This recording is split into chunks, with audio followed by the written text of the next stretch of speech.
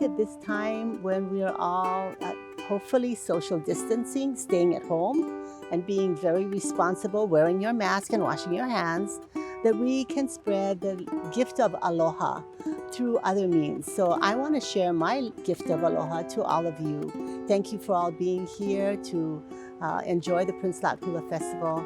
And I want to make sure that you all are taking care of yourselves and your family during this time. I see this as a period of huliau, a time of change.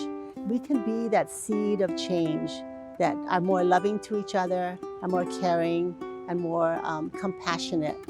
So that's what I'm hoping for everybody, that when we come out of this, and we will come out of this, we will come out of this much better people. We will have a more just society. We'll be more compassionate and caring to one another, and we will be more loving to each other. So that's my spirit of aloha to all of you. Mahalo.